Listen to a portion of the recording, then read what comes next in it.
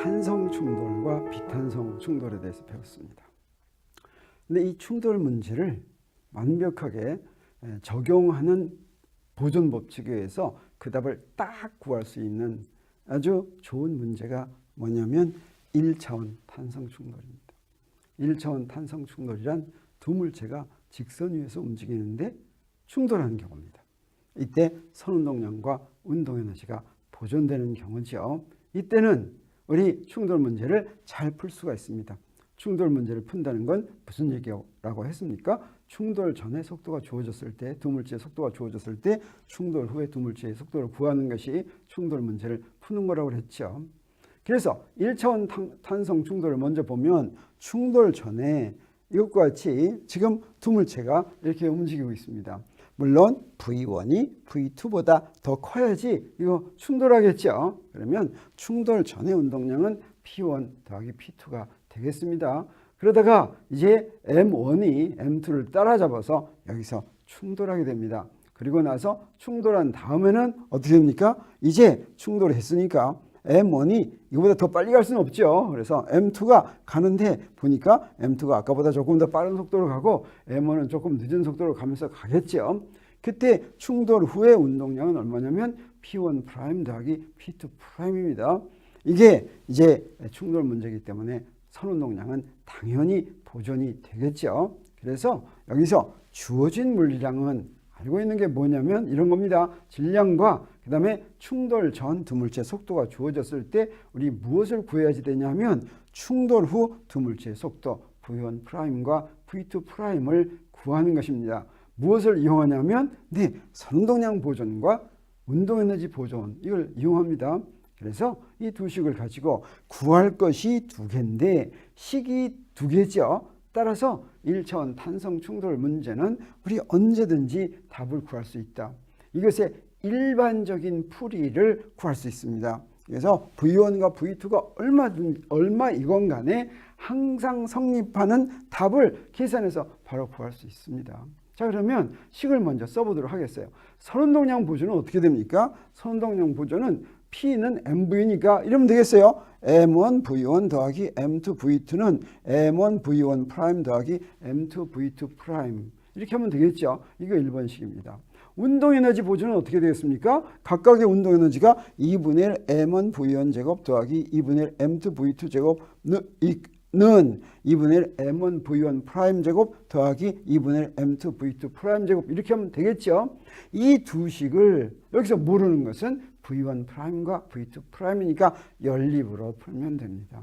근데 이 문제를 딱 풀려고 생각하니까 하나는 1차 방정식인데 두 번째가 2차 방정식이어가지고 이거 막 복잡하게 이렇게 생각됩니다. 근데 여기에 비결이 하나 있습니다. 그게 바로 뭐냐면 이 식을 조금 재배치하면 아주 쉽게 풀 수가 있어요. 그 비결이 바로 뭐냐면 여러분 잊지 마세요. 혹시 이 식 보고서 생각이 잘 안 나도 이 생각만 하면 할 수가 있어요. 비결이 바로 뭐냐면 첫 번째 물체는 좌변으로 전부 몹니다. 그래서 M1이 있는 항은 전부 좌변으로 몰아요.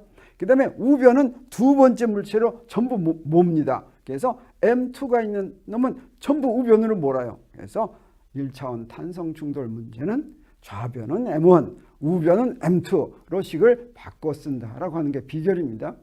1번을 바꿔 썼더니 어떻게 됩니까? M1으로 묶어 쓰니까 이쪽으로 갖고 오니까 V1 V1 프라임 이렇게 되죠. 그래서 3식이 됐습니다. 2번은 어떻게 됐습니까? 2분의 1은 다 없어지니까 M1하고서 V1 제곱 빼기 V1 프라임 제곱 이런 식으로 됐습니다. 이게 4식입니다.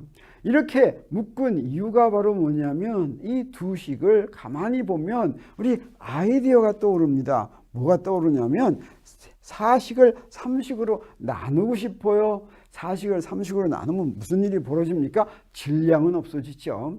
그리고 또 무엇을 합니까? V1 제곱 빼기 V1 프라임 제곱을 V1 빼기 V1 프라임으로 나누면 바로 뭐가 돼요? 그게 뭔지 금방 알죠. 그게 바로 V1 더하기 V1 프라임입니다. 우변도 V2 더하기 V2 프라임 이렇게 되겠어요.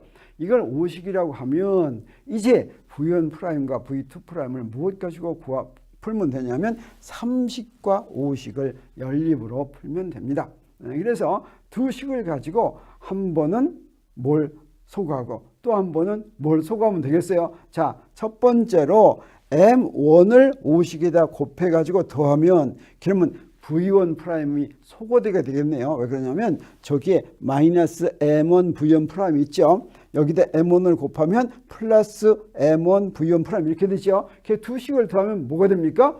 V1 프라임이 없어집니다. 이렇게 더하면 그럼 뭐만 남았습니까? V2 프라임만 남았죠. 그럼 어떻게 하면 됩니까? 바로 구해지죠. 그래서 V2 프라임을 구했습니다.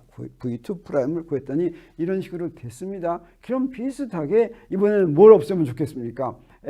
V2 프라임을 없애면 되겠죠. V2 프라임을 없애려면 어떻게 하면 되냐면 M2를 곱해가지고 양변을 빼면 됩니다. 그래서 V2 프라임을 없애면 V1 프라임이 생기는데, 자, 그렇습니다. 여기에 V1 프라임이 생겼으니까 이걸 가지고 쫙 정리할 것 같으면 자, 이렇게 됩니다. 이게 V1 프라임. 그래서 다 구했습니다. 이렇게 두 개를 구했어요.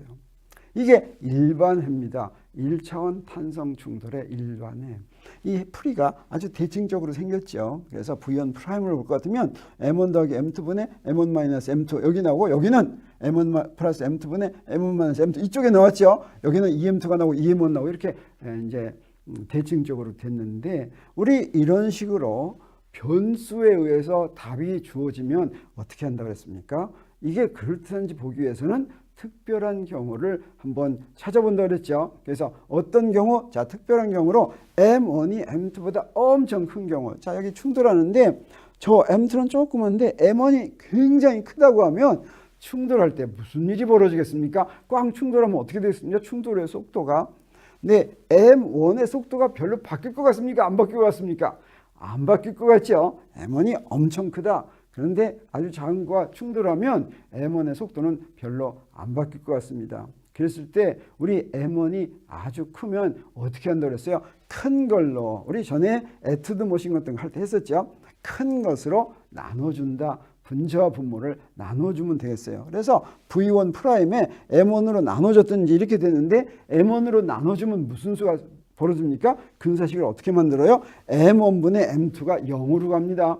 M1은 굉장히 크고 M2는 작으니까 이게 0으로 보내는 거예요. 그러니까 이게 0으로 보내면 어떻게 됩니까? 네, 저기에 분자는 1이 되고 분모도 1이 되고 두 번장은 분자가 0이죠. 그래서 뭐만 남았습니까? V1만 남았습니다. 예상한 것과 같습니다. 그렇죠? M1이 굉장히 크면 이건 속도 안 바뀌고 V1 프라임도 그냥 V1으로 가죠. 자, 그러면 두 번째가 궁금합니다. 두 번째는 어떻게 갈까? 그것도 아까처럼 이렇게 할 것 같으면 두 번째는 속도가 어떻게 되냐면 가만 보니까 2배 V1 프라임. 이게 2배 V1 프라임 하면 어떻게 돼요?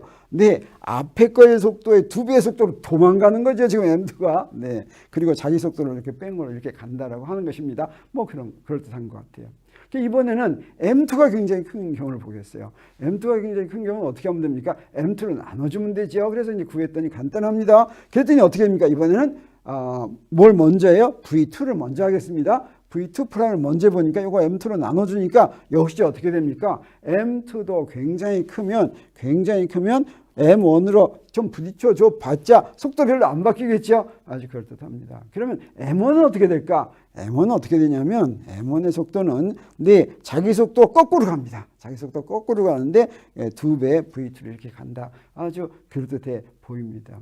마지막으로 M1과 M2가 같을 때, 그래서 M1과 M2가 같아서 둘 다 M이라고 하면 이 식에다가 M1, M2에다가 M을 대입하면 되겠어요. 그래서 여기가 대입하니까 어떻게 됩니까?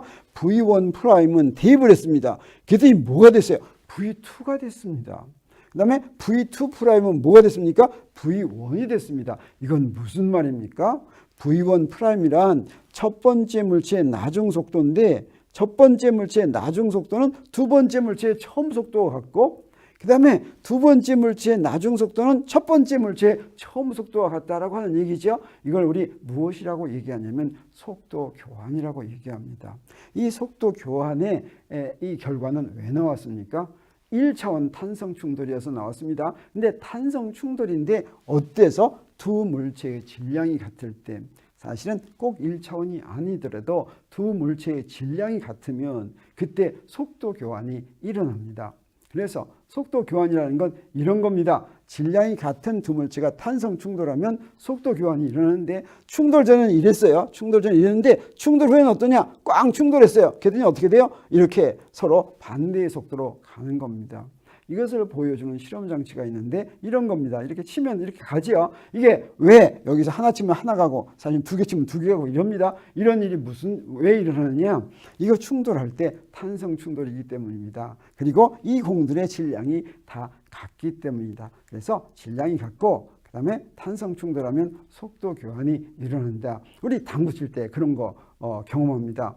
여기에 빨간 공이 하얀 공입니까? 빨간 공. 공을 하나 정지해 있는 걸 공을 딱 치면 아주 정면 충돌할 것 같으면 어떻게 됩니까? 오던 공이 제자리를 딱 쓰고 이 공이 탁 달지요. 속도 교환이 일어난 것입니다.